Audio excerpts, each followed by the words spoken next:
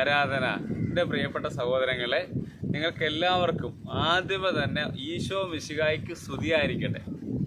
ആത്മാവിൻ്റെ ദൂത് എന്ന ഈ ശുശ്രൂഷയിലേക്ക് നിങ്ങളെല്ലാവരെയും യേശുവിൻ്റെ നാമത്തിൽ ഞാൻ സ്വാഗതം ചെയ്യുന്നു.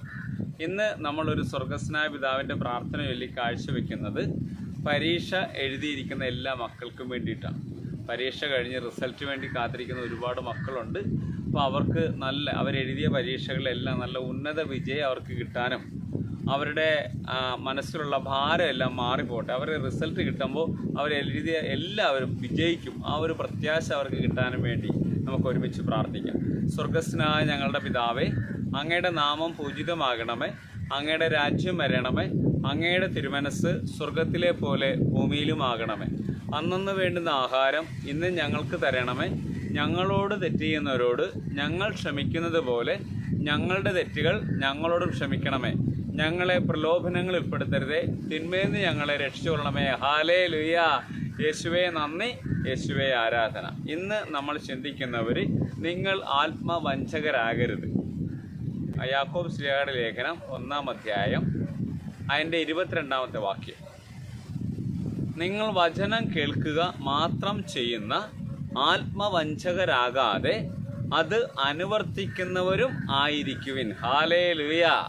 ശ്ലീഹ നമ്മളെ പഠിപ്പിക്കുകയാണ്, നിങ്ങൾ വചനം കേൾക്കുന്നവർ മാത്രമാകരുത്, അത് ജീവിതത്തിൽ പകർത്തുന്നവരും ആകണം.